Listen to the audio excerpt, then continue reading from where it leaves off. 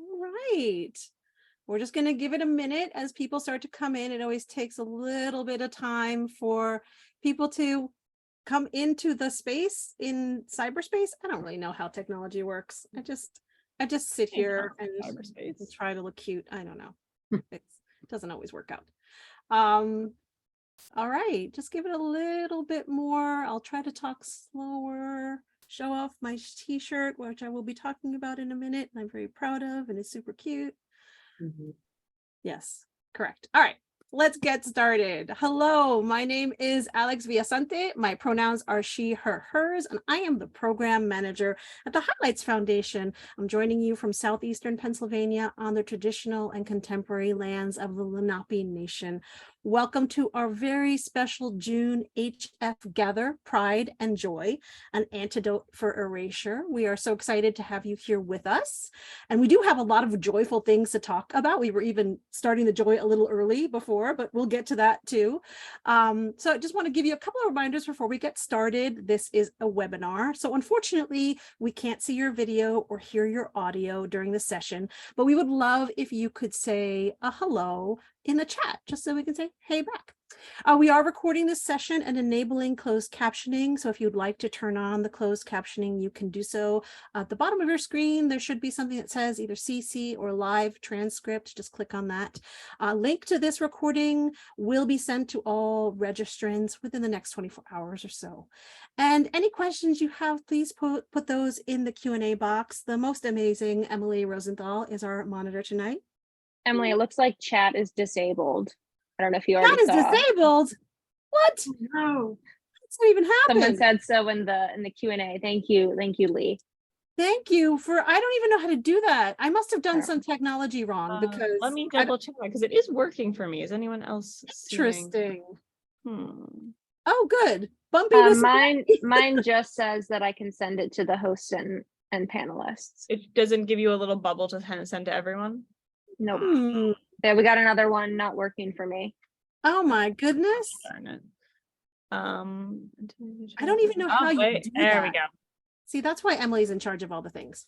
Thank you, Emily. Everyone. There we go. I think there we go. Yeah, that should be that good. Was just it did work. Did it work? It looks like I'm seeing works in the chat now. Yay! Yep. Okay, that was just a test for you all to make sure that you were paying attention. Good job, everybody. You all passed. Well done. As I was saying, there is a chat. Say hello in the chat, or you can also ask a question. Now we know that both the chat and the Q&A box work. As I was saying, the most amazing Emily Rosenthal, who is our program assistant, who is our technological guru, and she is our monitor tonight, so she will be looking out for any questions that you may have, and we'll get to as many of them as possible at the end of tonight's session, but feel free to drop the Q&A, the question in the Q&A box whenever you feel the urge. I want to remind you that whether it's in the chat, on Zoom, at the Highlights Foundation Retreat Center, or in any of the spaces where we come together, we strive for a safe and inclusive environment. That means we enter into these sessions with no hate, no harm, and no harassment of any kind. This is a place to learn and listen to one another, to engage respectfully and with full-hearted joy to support storytellers and their stories, which is what tonight is all about. But as I did mention before, I do have a question for you. Do you like my shirt? Is it not adorable and cute? Yes, thank you. Yes. So as I mentioned, super talented Emily Rosenthal designed this shirt, and we are selling them on our bonfire site. It's it's super cute. It says create, right? I guess I could stand up, draw, and stand up and model. Stand up. Now I'm turning around. NoNieqa. I'm tired.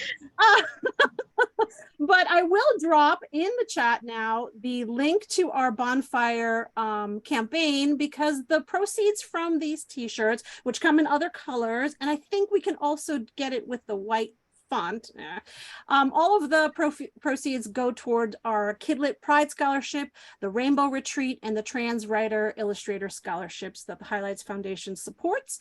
So could I find the chat? Maybe? Yes? We're going to say yes. And here is the link. I did it. Wow, tonight's hard. Okay, so you know, if the spirit moves you and you like this t-shirt, please do go out and you can look cute and support great causes. It's a win-win. So to get started, I would just love everybody to briefly introduce themselves. I'm going to start with Vicki, who's amazing. Yes, I know. I threw that at you. Amazing debut book, Molly's Tuxedo, comes out in 1 week. I was lucky enough to get an early copy. I'm so excited for this book. And would you please introduce yourself, Vicki? Yes, I am Vicki Johnson and my pronouns are she, her, and I am 1 week away from a debut picture book, Molly's Tuxedo, illustrated by Jillian Reed. It's coming out from Little Bee Books in their publishing partnership with GLAD. And yeah, I'm super excited. I'm a little bit tired. I've been, you know how it is these last couple of months before launch, but I'm very excited to be here. This is my first event with Highlights Foundation, and I'm thrilled to be here. We are so thrilled to have you. I've been like watching you, again, not in a creepy way, but I have been watching you for a while and I'm super excited to have you here. And I also want to say hello and thank you for being with us. NoNieqa Ramos. NoNieqa is just one of my favorite people on the whole dang planet.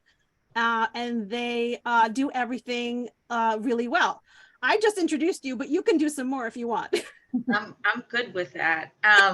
So I feel kind of strange because my books, which have been out for a while, the most recent ones are Your Mama and Beauty Woke. The ones that I'm super excited about that exude rainbows and all sorts of fabulous queer joy are still, I can't announce them, so it's killing me a little bit.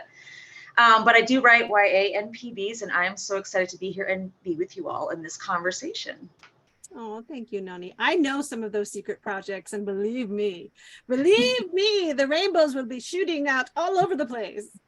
And then I want to kick it over to M. Dickson, who's the founder of Pronouns May Vary. And also M has been with us. This is your second year with us, right, M? Yes. Yes. And Thanks so much for having me back. Oh my gosh, we love you and can't wait for you to just tell us all the things, because what M is going to do, other than just chat with us, they are going to give us some up and coming recommendations for books that should be on our radar. And I mentioned before we went live that all I want to do is somebody pay me to like talk books all day long. I'm almost there. I feel like I'm so close, but yeah, they told me I could only talk about 3 to 5 books. I added those 2 numbers together instead. Right. I think I got like a minimum. I've probably got more. I'll make a whole list. We gave you 3 to 5, knowing you'd go beyond that. So true. Yeah, it's good to have a slight guideline. Yeah. And then finally, I want to introduce someone who I've already introduced twice before, Emily Rosenthal.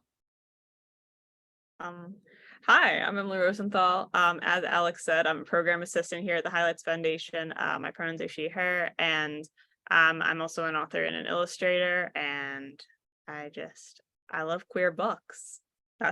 I love queer people. I love queer books, you know. I mean, it's just a love fest. Yeah. So we talked a little bit about before we went live about this, but my first question, and the reason why we wanted to talk, we wanted to call this gather Pride and Joy, is because when confronted with the terrible, terrible news about anti-trans laws, about book banning, about all the things that are happening all around the country, it is hard as creators for us to find that joy, but that joy that is necessary, especially when we are talking and creating for children. You know, we want to hand them some of our joy and tell them that there is joy in this identity and in this life and in our intersecting identities. It's real. But how do you do that? Like when it's hard? Because people talk about joy as if it were something that happens spontaneously, or you don't have to look for it. It's just something that happens. And I feel like maybe that's not true. Maybe we have to work a little harder for that. What do you think? Noni, what do you think? I went to you first. you did, and I'm so stressed out right now. I think joy is work. I know that whatever I say can be contextual. You know, everybody has their different takes on it, but for me, I should say joy is work. Right now, it's work to be here, even though I'm happy to be here because I'm a little bit exhausted. But at the same time, that I know that I can come here and that we're in this space and this space is carved out. And even though it's a public space. It's a social media space that actually feels very connected. And a breath of fresh air. So I guess I would say when you have all these kinds of things going on, I personally have dealt with personal attacks, people going through my Facebook to take stuff out and decontextualize it, and all sorts of nasty things. I think the highlight, I did that, the You highlight. did that on purpose, I know. The highlight is that I'm like, but wait, there are these human beings in the world that are making Molly's tuxedo. And there are these human beings in the world who have mile-long book lists, because I've heard M's book lists before, and they are truly, truly magical. And so, and you, Alex. So I think, where the joy for each other, where that anchor, in the water that we come back to, the buoy. So, yeah. I think if I can just jump in, I was thinking about this too. It is difficult, but then when you're writing, like for example, for me, writing a picture book, you're writing for these really young, kids, and you're also tapping into your own memories. At least I do, of being that age and thinking about what they need. And so it's sort of a responsibility, I feel a responsibility to provide some joy, even if it's hard to get out in that moment. But I know what they need, and I know what matters, and what they might be looking for. So I think that's part of it too. Mm-hmm. Yeah. And just the community of writers too. I mean, I think we all depend on each other a lot in these times, to talk about things and to have some experiences together. Like this weekend, I did a couple of events, and I was with other writers, and it felt so good because we're all going through this together, right? I mean, You were at Awesome Con, right? I was at Awesome Con, and I also did a family pride event with Rainbow Families in the DC area. So it was a lot of fun to be in those environments, and to celebrate each other. Yeah. Mhm. And Yeah, when you Yeah, so I was gonna say two things. One, yeah, I'm at my grandma's right now, and not close to any of my queer friends in terms of physical space, and so I haven't really done any specific pride events this June because I'd be by myself. So this is sort of my one pride event this year, and so it's really special for me to be here and again have that community, it's always work, because there's always going to be grief and trauma. But I think that, and I was saying this earlier, I think queer people are really, well, any marginalized people, but queer people are really, really good at carving joy out of grief and trauma. And because showing joy itself is a defiant act. Mm-hmm. Yeah. And so I think that all of that, is really important. And just the act of writing a book with queer joy is a defiant act in itself. And I'm also a school librarian, and so I get to interact with kids and queer kids. Like, well, not now, it's summer, so I miss all my kids. But I get to interact with kids and really and just sort of exist as a queer person to them in a way that I didn't have as a kid. So it's cool for me getting to see that in books, as well as getting to work, communicate and have relationships with authors and illustrators and creators, and then getting to put that into practice with kids at school. Mhm. And again, I think sometimes it doesn't feel like existing is enough, but existing is enough. Existing in itself is a defiant act. And yeah. I mean, I love Yeah. that. I love that. And I wanted to mention what you were saying with existing is enough, and then also what Vicki was saying, because they come together so beautifully. This idea that we get to do this for kids, and for them, the fact that we are grown and that we are healthy and that we are showing joy is showing them the possibility that whatever they might be going through right now, we're standing here as artists, as illustrators, as librarians, as teachers, and we're making stuff. We're making art. And they look at that and they can say that's a possibility. And for some kids, that it's wonderful. They can see that in their homes. You'll meet kids who have wonderful households where, where they're accepted exactly as they are. I'm talking specifically right now, we're talking about queer kids. But you'll also see other kids who don't have that. And when you put that story, that that flag in your book, they see it. And that's like that sort of, hey, you matter and you count, and keep going, because all of us at all these different ages where we found our happiness for whatever that is for each of us. For me, it was later, and I think to say that we're all out here in this community, and the community is only growing, and we're waiting here to welcome you into it, Yeah. I think it goes like you said, joy is work, but also the work is joy. I mean, it's hard. Like It's joyful. writing's hard, but also it's a joy to be able to have that opportunity to put things out for kids. I also feel like so what happens to me a lot of times is that I will get in my own head with all of this, and I see some of it. It's some of the stuff that's in the news, and some of that's in your own inbox, and some of it's in your neighborhood, and it's in a lot of places, right? And it becomes like, what do I do? How, existence is an act of resistance, but then I'm like, how do I act? How do I action? What do I do with this feeling? And I think that being able to have somewhere to go and be like, okay, you're a creator. You can create. You can make worlds that are better. You can make people who experience joy and are queer, and you can make families that support each other. You can make that. That's the beauty of what we do. We can make it up, and that is a superpower that I feel like I have to, as you say, Emily, it's work to drag my attention away from the fear and the horribleness, and to say, I can work. I can create. And that's one of the reasons why at the Highlights Foundation, we are so passionate about supporting queer storytellers, because it's important to continue to create. I also think go ahead. I was gonna say, like, creation is like, I process all the horrible things in the world through writing and creating, like, and that's a little bit selfish on my, like, for me, but like that's how I process like all these things and how to get through them and how we're going to get through them. So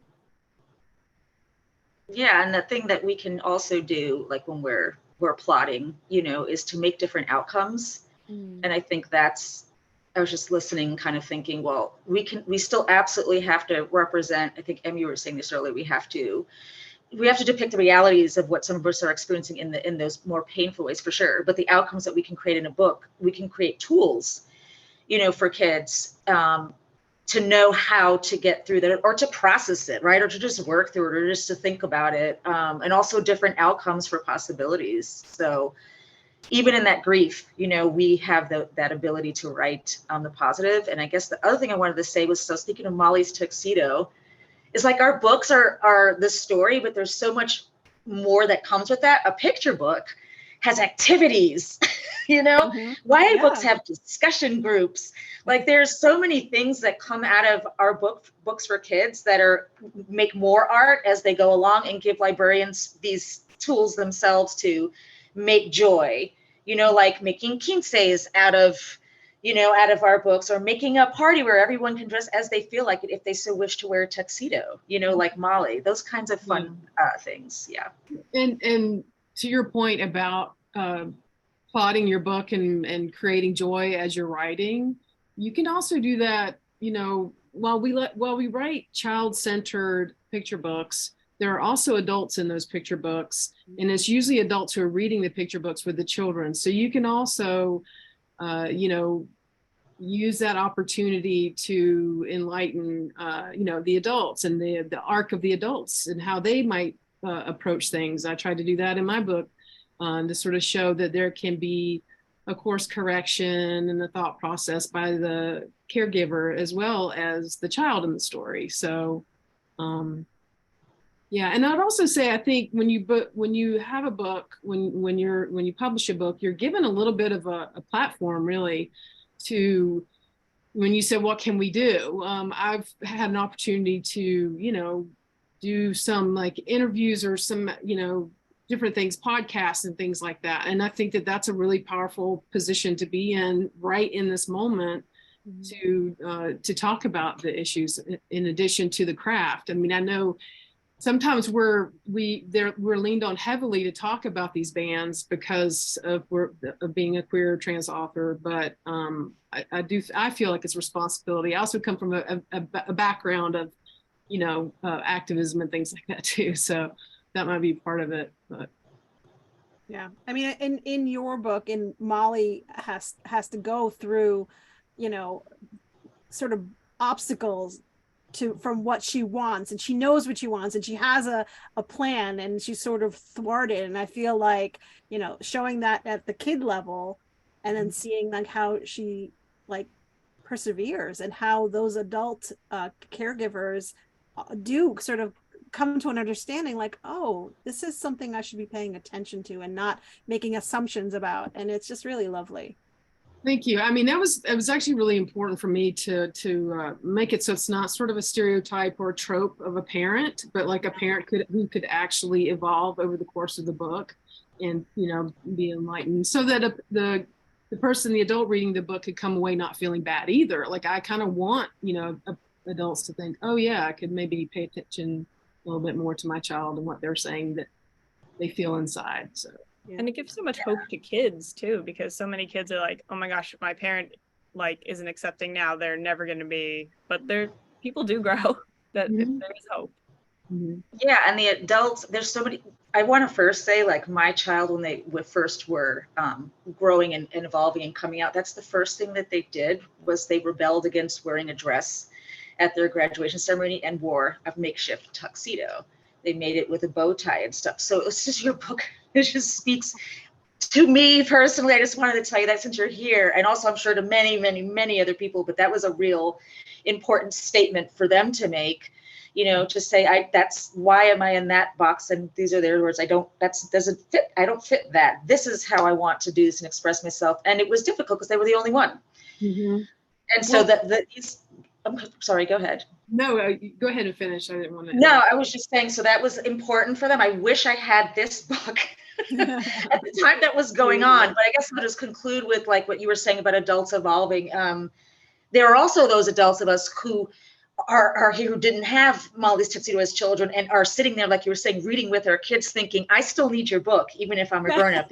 I just didn't get this, and I'm reading this, and it's real, So A lot of people talk about sort of, and have said this more in depth and more intelligently than I can, about queer people going through sort of a second or third childhood and adolescence, because there's what you go through before, even if you know you're queer as a kid, before you have necessarily the community to support that, or before you even ever knew, even if looking back you're like, oh yes, I was queer all along, and everyone should know there are no queer people around. But and the tools and the language. I mean, that's the thing that queer books give to kids, is this language that they may not have where they are, and their family, whether their family is supportive or not, the family might not even have the language. So it's not even a matter of, situations vary, but this is so important to actually be like, this person that you love so much, your child, grandchild, your whoever, this person that you are caring for, may not fit in this box that you think is the only box. So, and having books like that, it's huge. The vocabulary that you're talking about is funny, because if you're gay, you're gay, whether you know which are the correct words. You don't know the word. I know. And I'm telling you this because when I wrote my first book, like, it's not that I didn't know, because I've been that since 5, but the fact is I sort of forgot gayness for a while, and then people started asking me, is your book gay? And I'm like, I guess it is, because I don't know how to write unless that's what it is, because that's who I am. But that was a real thing where I was surprised when all of a sudden queer attention and people were asking me to come speak on those topics, because it did sometimes, you've been closeted or so long that you don't realize that part of yourself is there. So giving kids or adults the vocabulary is super important, even though it sounds like such a small thing. It's just massively liberating, because it also does this thing where it connects you to other people. And you're like, oh, that thing, that makes sense. And guess what? This is something that happens to so many kids. We're like, I need other people like me. So for example, queerness is awesome, but there are like all the letters, and I might be this letter, and I need more of that letter in my life, you And know? maybe there are letters that we haven't even come up with yet, and that's okay. And 100%. some people get like hung up on labeling or don't feel like they need labels, but like all of it is valid. And for me, having like really hyper specific labels like puts me in all these little pockets of space that I never knew I belonged in. Yes, Joelle, or maybe letters just don't feel right. And so some, you just are sort of dabbling, and it's allowed to change. Words are changing. Everyone, I mean, we're I'm different creators. tomorrow. We're the creators. I'm different tomorrow than I am today than I was yesterday. And we made we're allowed an language, this is something exactly. that it's my metaphorical goat in Spanish, because Spanish is a gendered language, and I'm just always trying, and Noni knows this, and always trying to like figure out ways to use Spanish because it's my native language, but use it in a way that is gender inclusive, and it's like coming up against a brick wall. But then I'm like, why can't we change it? We made these things up. We totally made language up. It was just us. We didn't get language. Yes. From New words are made up. Fluid. Language is fluid. It's completely fluid. And And it's so funny when it's if it's poetry. not serving us, if the language isn't serving us, why not? Well, that's the limited thinking of people who just refuse to see, because poetry, hello, the way kids speak is liberating. Listen to a kid speak, and it's jazz. They are talking in ways and thinking in ways that are not yet fettered by all this stuff that we're sticking on top of their I language. love that you said it's jazz. It's like free form, right? It's just like creativity. That's so great. Yeah, and Anne-Marie McLemore she's the one who made me feel so liberated when she said that same thing that you just said, Em, which was, I can be this today, and there were other expletives, but I'm not sure who's in this audience, but I will be what I am and who I am today, and I will tell you who it is tomorrow. Yeah. And that's not a matter of being flippant or not knowing who you are. It's a matter of life is for exploring. Yeah. Life is for exploring. Why is there a limit on when you're done with that? I know. Why do we? They are really a thought leader. Like for me, Anne-Marie McLemore is a thought leader. And amazing on YA. Well, not just YA, but like everything. Life. Yes, a life guru. Totally fair. Like, do you think that they can hear us right now? Probably, right? They're like, they probably have like a little. Someone's talking about me. Someone's talking about me. I feel rainbows on my shoulder. Anyway, but yeah, it's so. Pulling this back, because we could talk about this forever. I know I could literally talk forever because I've had a lot of coffee, but I wanted to just drill down a little bit on the creative process, because we did talk a little bit about how hard it is to sort of pull our attention and create that joy. And writing PS and illustrating is hard at the best times. It's not easy. And I read this book. It's my favorite craft book. I don't have it with me because I like squirreled it away somewhere, but it's by Charlie Jane Anders, and it's called Never Say You Can't Survive. And it is really about writing and being joyful and being queer and being able to keep going. Like I wish I could just show it to you, but I can't because I don't know where it is. It's somewhere back there in my. We're good. We're envisioning it. Right. Imagine, it's beautiful. So Charlie Jane Anders, Never Say You Can't Survive, and it's a craft book, but it's about how to create in tough times. So I just wanted to bring that up, and if anybody has some tough times and who doesn't, it's a get it out of your library or wherever, and it's some good stuff. Yeah. Well, I would also say that sometimes being angry or passionate or upset, as we all are, can aid your creativity. I mean, that can make you want to put pen to paper.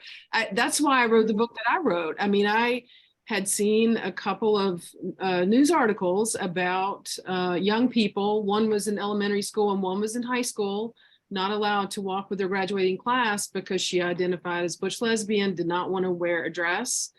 And I said to myself, wait a second, I've been dealing with this literally for decades. How is this still going on? So these were the feelings that I was having when I sat down to write my picture book. And so that's sort of where, that's how Molly was born. So I think being angry or upset can help. I mean, I don't usually sit down joyful to write, sometimes I'm just like, what do I need to, what am I thinking about right now? So I don't know. It is No, such a- I agree with you completely. I mean, that's what, when Alex, you were talking about earlier, what is it that we can do? You were expressing the emotional part of that. When we know what we do. We get our pens out and our typewriters out and our computers out. It's just, that's the way to get rid of despair for me. And I'm sure that's the case for everybody. Like, I know that if I march, it'll make a difference. I know if I vote, it makes a difference. But there's no feeling like knowing that my book is in hundreds of hands and it's being read and processed by educators. And they're talking about it and having discussions or getting kids' feelings or just doing artwork on it or just reflecting or just playing music and having them read it in a cozy corner, whatever. Yeah. So I think that's the reason why when I think about book banning, I think, well, but wait, no matter what you do, I'm going to make sure that, strongman's in the books that I pass out along with my books. I'm going to pass out Molly's Tuxedo with my books. I always bring along those other books with me, as we all should, because we keep the community going. Yeah. When we write and when we share. I feel like that happens so much in Kidlit. I don't know. I'm practically just like a 16-year-old girl inside, and I've never really evolved. So I don't know what happens in the adult world. I do pay taxes, but that's basically it. I'm like 12, so I get it. Right. So 12 to 16. Cool. But I feel like this is what we do. So I don't know what happens with adult writers and, but we do this. Like, this is what we do. Like, we're like, oh, you're going to give me a minute to talk about things. Please meet my stack of books, because we are. Here are all my friends. Here are my friends. Every bookstore I go to. Did you know Correct. That's my friend? That's my friend. Even if we haven't met, but maybe we interacted once on Twitter. That's my friend. You should all buy their books. What more joy do you have than being like, hi, can I interest you in no, I don't work. I've done this at the Barnes and Noble. Hi, can I interest you in a book? No, I don't work here, but this is great. I get that. Everyone will be like, or I'll hear over here like a grandma talking to someone and being like, trying to find a book for my 10-year-old grandchild who likes, I don't know. I can't come up with anything right now. What are words? like something. And I'm like, they're like, look, like peeking around the corner, like, hello, have you heard of this? Yeah. They're like, thank you. You must be a really good worker here. And I'm like, no. Yeah. And that almost answers the whole question. That's the joy, right? Yeah, like, absolutely. Talking about these books, amplifying these books, supporting the community so that more books happen. I want more books. I just want all the books.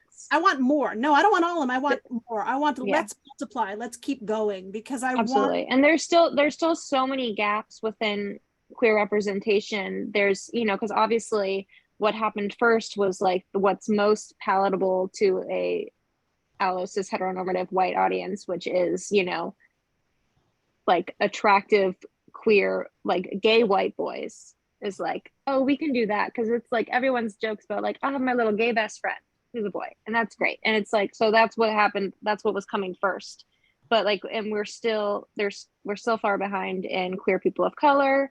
We're really far behind in other intersectionality with like disabled representation, and especially like queer disabled people of color representation, etc. And like the biggest gap right now is trans feminine representation, trans femme and trans woman representation throughout all of literature, and but especially kidlit, whether that's picture books, middle grade, or YA. And it comes back to what's happening in the world right now, how how there's pockets of outrage regarding trans feminine people while completely ignoring trans masculine people because they're not seen as a threat. And so again, if you're not seen as much of a threat, then you're more likely to be able to get your work past the gatekeepers and to get that published, versus, trans feminine people and trans feminine people of color, who again, we wouldn't have had Stonewall without Marsha P. Johnson, and along with everything else. And so we're still so behind there. And that's what people ask me when either I'm in the library or if I'm, peeking around the corner in a bookstore, like where are we? And I say, well, I think kidlit has farther along in adult lit in a lot of ways, but also there's a long way to go. There's always, and that's kind of, and again, I was going back to, maybe we don't have all the letters yet. There's always going to be more to come, but being able to point out like, hey, here are some of the gaps. And so when those titles and those authors and creators come up, we really need to shout them out. And we make And space because for them. We make we space need for them space, we need to now. make space for them, and we need to make sure that we're highlighting them in what we talk about, and everything that we talk about, and that it's, you know, it's, you can't just like recommend a queer book and say like, here's Simon versus the Homo Sapiens Agenda, which is a fantastic book, but like you have, it's work to be like, hey, here are queer in lots of different flavors, lots of different colors, gender diverse in lots of different flavors, lots of different colors, and spanning, because again, there's no monolith for any sort of identity, and we need all of them. We need the ones that don't even exist yet. And so in order for that, we need to make space for what there is and really highlight those that are extra marginalized. Yeah. Yeah. I would also say one thing that I was thinking about when I'm approaching this and about books and things is I'm actually very happy about how much nonfiction there is for young people now about the history of the community. Yes. There's some amazing books coming out, picture books. Yeah. I'm here. And I think it's so important. I mean, not to focus on my age too much, but I have been out for over 40 years. And so I feel like I've seen a lot of history and a lot of things happen. And I've seen the community, you know, change, at least in how we accept the representation of the community. I mean, it's always been here, right? It's just been how we've talked about it has changed. So for me, it's been fascinating to see. I haven't always been in the children's literature world, but it's heartening to see that it's, you know, we're getting more books and we're seeing different voices. We do have a long way to go, but it, you know, that's what sort of gives me some joy is every time a book comes out, every time there's a groundbreaking book that comes out, I'm like, yes, you know, so. And that we don't lose sight of, you know, I like to use the term queer because it is inclusive of a lot of identities, but we want all the letters. We want all the letters. We don't want just like a smoosh of some letter. Like we want all the letters. We want all the representation. You know, we want everyone to have, you know, as Em said, we don't want just the things that seem to be palatable right now to a larger society. We want everybody, you know. And I know I'm going to steal your thunder a little bit, Em. I think you have this book to show, do you? Okay, because oh, you can't see it because it's on a yes.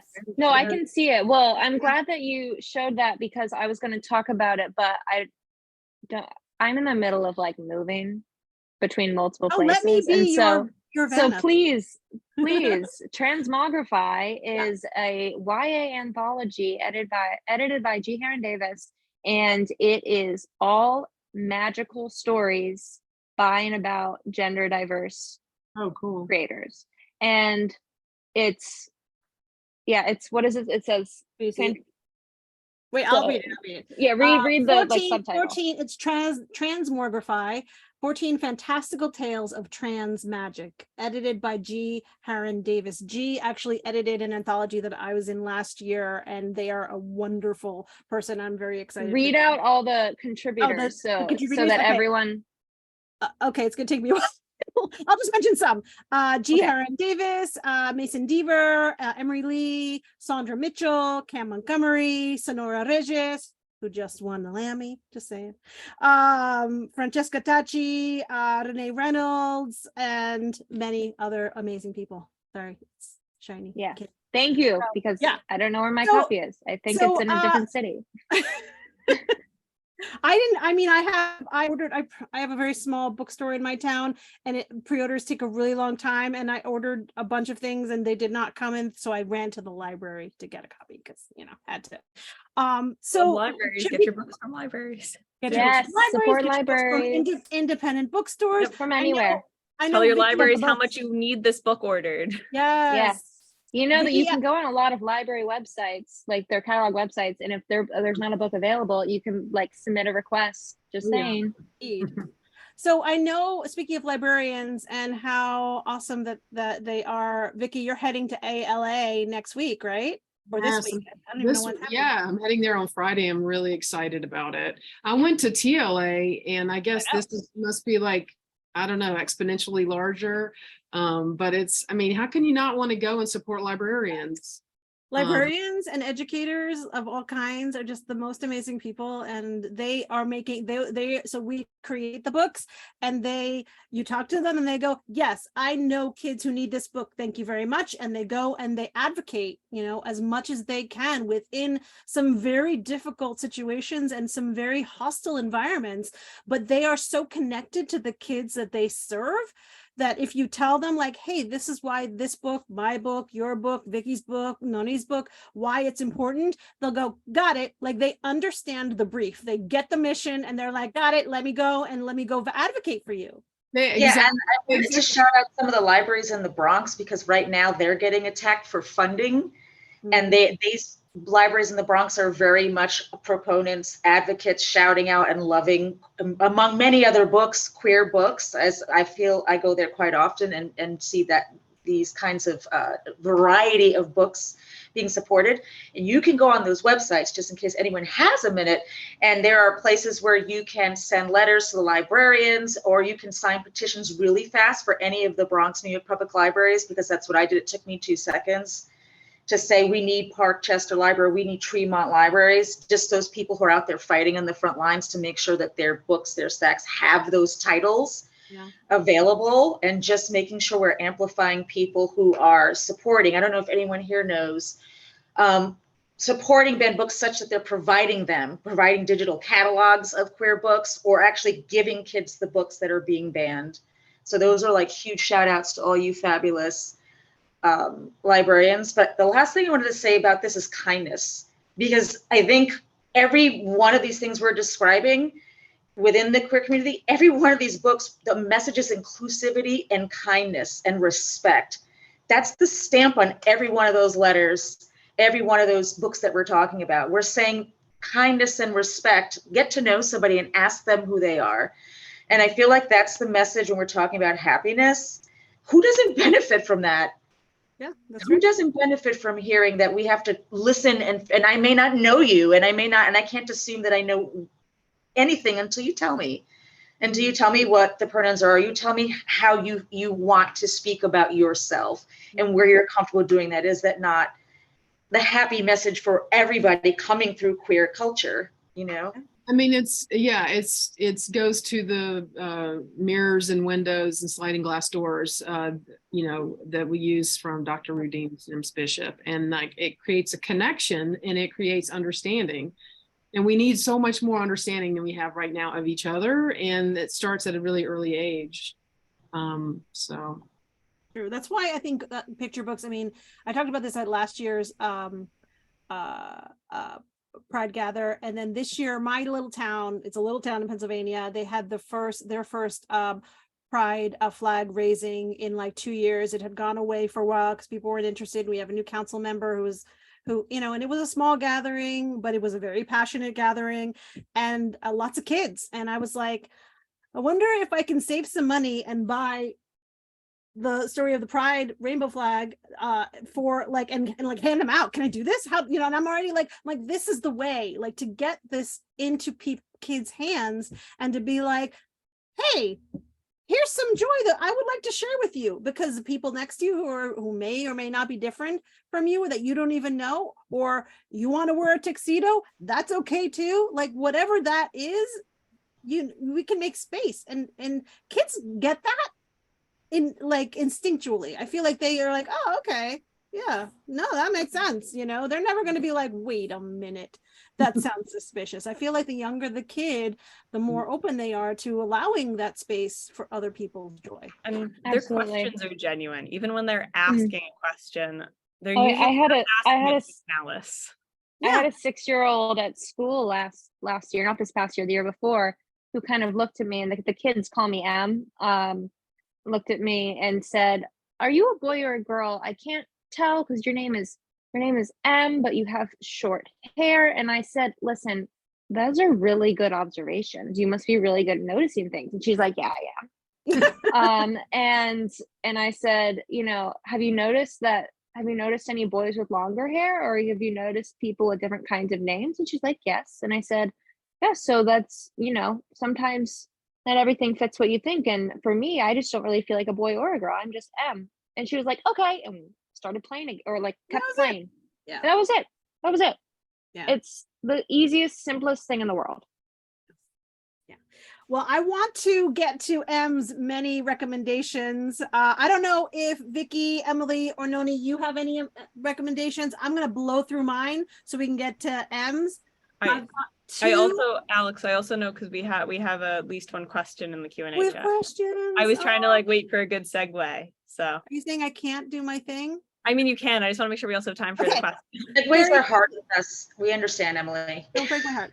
Okay, so I have two from one of my favorite authors, James Brandon. What I love about James, he writes YA, but he writes really lyrical, heartfelt, queer history. So in Ziggy Stardust and Me, it takes place in the 1970s, and it's just like full of a musical prose that I just love. And then Edge of Being sort of has a current day timeline, but also goes back into the 60s and really like queer history and sort of like the blossoming of like a queer revolution. So those are great. And then I've got a ton of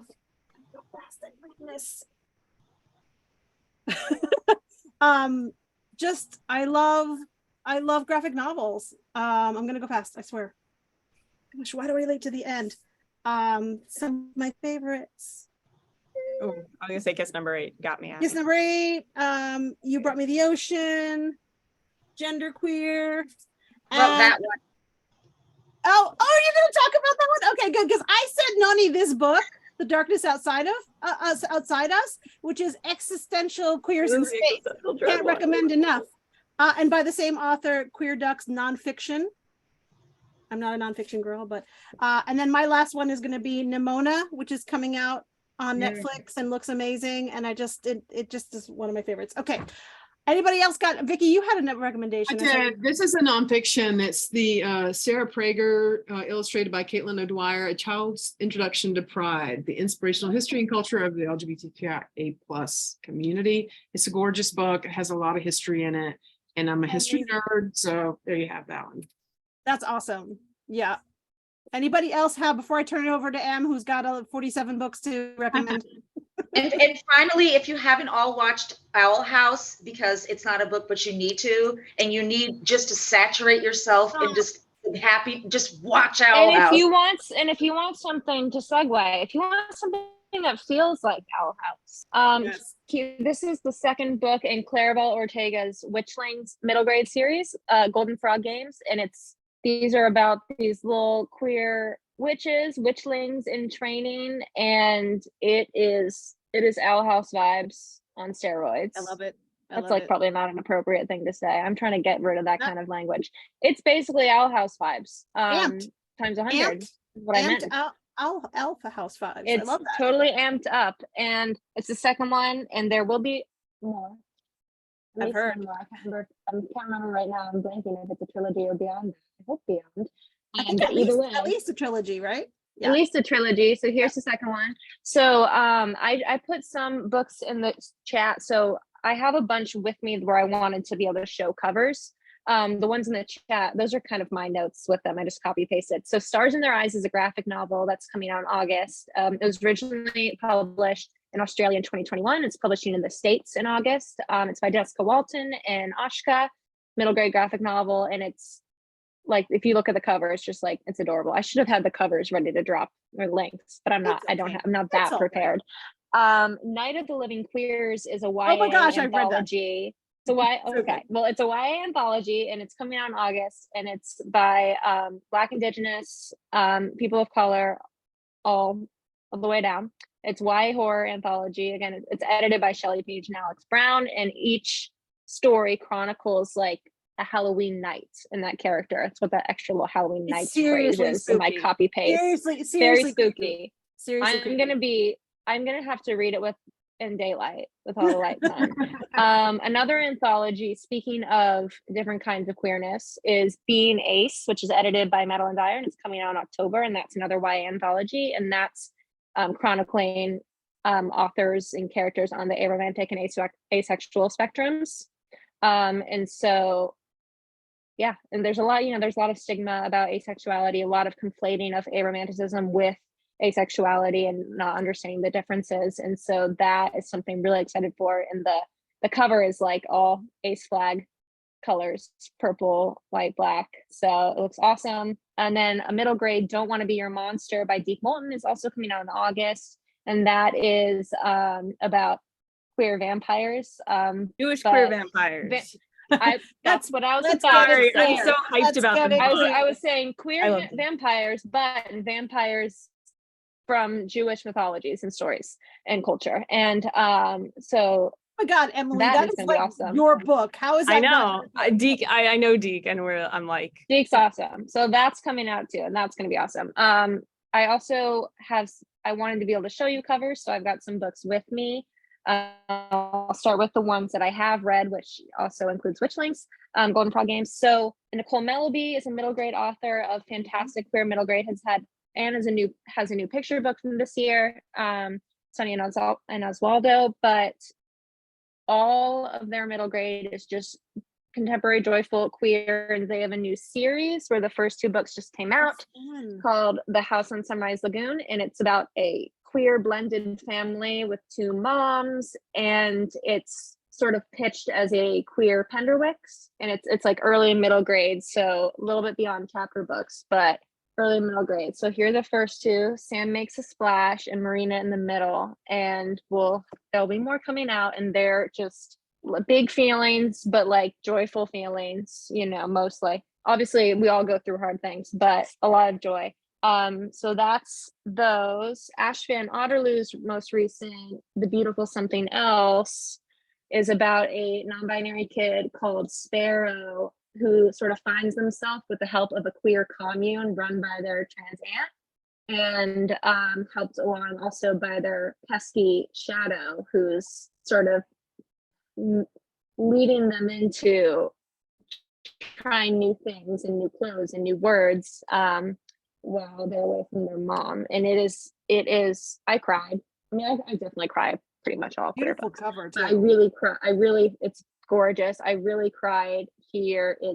It feels like coming home, and it's all about found family. I also just read recently Jude Saves the World, which is basically exclusively joy. It's a middle grade debut by Ronnie Riley, and it's about Jude creating a safe space in their community. And Ronnie made a conscious choice not to include, while dead naming happens, the name itself is put in bold and it's replaced with Jude's chosen name.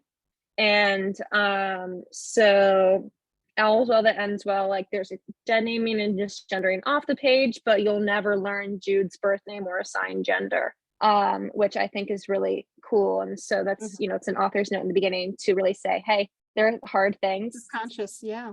Here's this is kind of a soft space for you.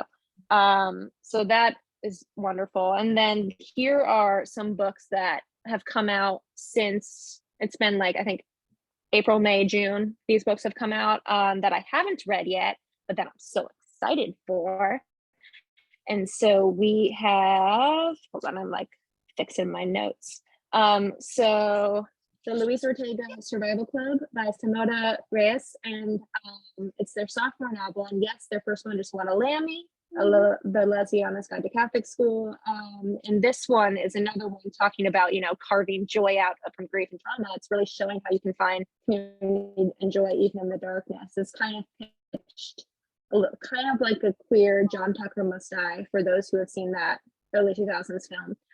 So I'm very pumped for this. I love the cover. I love how they're all like glaring at me. I just love all of them. That's YA.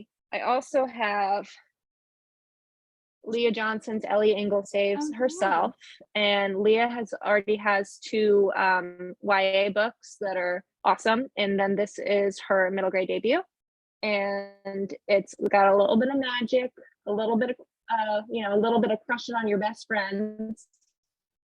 We've all been there. And also, fun fact, Leah posted today about a fundraiser for she's opening a bookstore, attempting to open a bookstore that features only banned books by marginalized authors and contemporary marginalized authors. And so follow her on Twitter or find her there, Leah Johnson. So I love Ellie. Ellie's so shy, and I can't wait to read and learn all about her. I'm trying to go fast. We also have Dear Mothman by Robin Gao. So this is a middle grade novel, sort of in verse and epistolary. Robin Gao is a poet, in addition to being a middle grade YA author.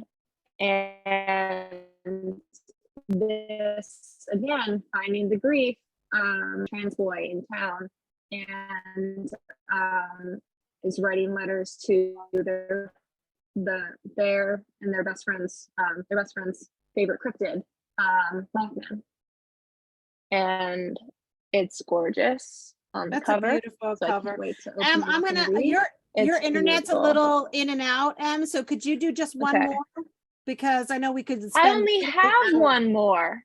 Oh my I gosh, only it's have perfect. one more. I was really trying to be good. This is a graphic novel, The Princess and the Grilled Cheese Sandwich. It's by Dea Muniz, and it's very much Prince and the Dressmaker vibes, if you're familiar with that guy. So here's a little, yep. Oh, that So looks I great. can't wait to dive in. I'll have to eat some grilled cheese while I read it. But anyway, listen, if that does not whet your YA. if that does not whet your appetite for all the queer books in the net for the next 12 months, I don't know. We have given you recommendations. We have given you joy. We have given you adorable t-shirts. I don't know. We do have 2 questions in the chat. Very adorable t-shirts, that's a We Need Diverse Books book a t-shirt over there that Em is wearing. So we do have 2 questions in the box. First, Tyler asks, what is the best way to brace for the LGBTQ plus future of writing, creating, and publishing? I mean, I think we're doing it right here. Like, I think building community is the best way. Like, I think doing this and talking to each other and then talking about each other. I mean, but this is just what I like to do. So maybe someone else has some idea. Yeah. Vulnerable, that's Alex, really, really hard for some of us, where it seems like outwardly we're extroverting here, but when it comes to the things in publishing that can be super difficult to get through, that are not popular to experience or to share, publishing is hard. And I think that it took me a while before I could find people, you being one of them, that I was going to share the things that I can't share because of publishing with other people, or that are preventing me from going on in my writing, because there's so much outside of writing that's involved with being a published author. So just finding people you can be vulnerable with, because I get community and we all need those communities, but it makes it seem like that's this huge thing. Sometimes you need those 1 or 2 people that you can just talk about whatever it is that you're going through. And so that's the number 1 is find the people you can spill your guts to. Vulnerable. Yeah. Anybody else have a thought? I thought, Vicki, you were like, I'm agreeing with Noni on that one. Yeah. Like, if you have 1 or 2 people that you can really share with, and that's the magic that'll get you through it. The thing that bolsters me is that queer people don't disappear. I mean, we don't go down without a fight. So, That's right. And we do it with joy.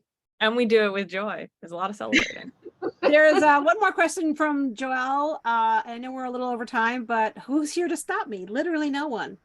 Joelle says, I'm so grateful for this space and for Highlight's effort to bring more queer creatives together. How can we create more opportunities like this? Because this is how we fill our cup to face some of the personal acts and be in today's world. That is so true. I think, it's we try at the Highlights Foundation, we try to create lots of opportunities. We have courses, we have things like this, which are free gathers.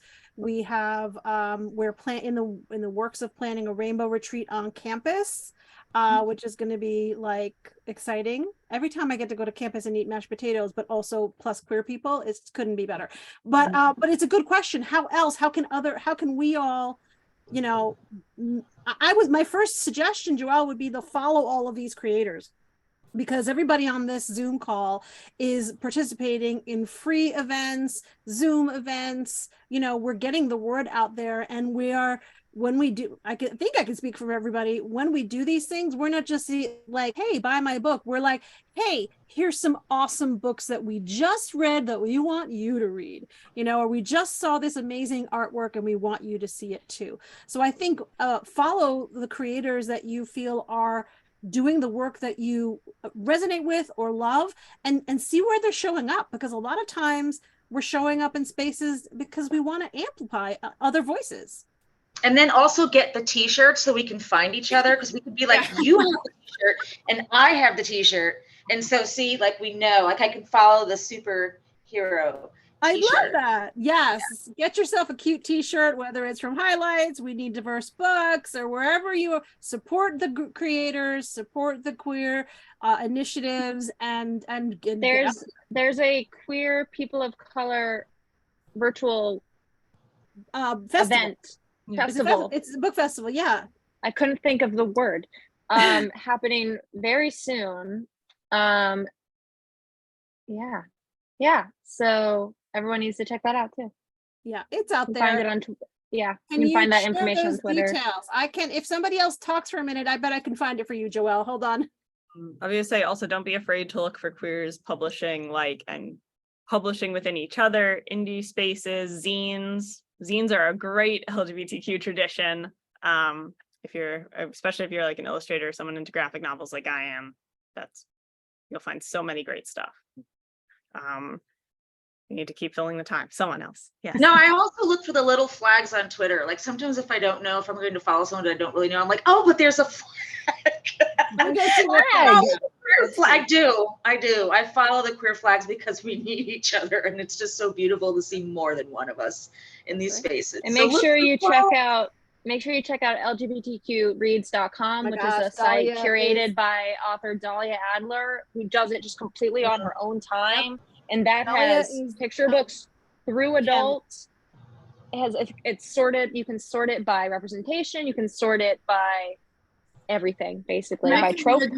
Because I just did an authors in conversation with Harry Woodgate on LGBTQ Reads, and they are amazing. They do amazing work. They just won a British Book Award for Granddad's Camper. So those books are so great too. Oh my gosh. And you have such great, I'm seeing Flamer behind you. I'm like, you have great books behind you too. I feel like we just need to go to each other's house and rate each other's bookshelves, and that will be fine. That's just it. Just come over. Is that not the first thing you look for when you go into someone's house? I look at their bookshelf the first thing. What are you reading? And then if they don't have books, you leave immediately because there's a problem, right? We are so way out of time, but I want to take a moment to thank you all for sharing your joy and your creativity with us all in capping off this Pride Month. Vicki, to you and your debut book, which comes out next Tuesday, Molly's Tuxedo. Check it out. It is beautiful. All the best to you. Noni, you know how much I love you. All of the books from all these amazing creators. Em, thank you for sharing your wisdom and your recommendations. And Emily, thank you for just being like the most amazing person, period. And that is it. I wish everyone just joy and happiness and to keep fighting, because joy is an act of resistance. And I wish you all a really great night. Thank you so much. Take care, everybody.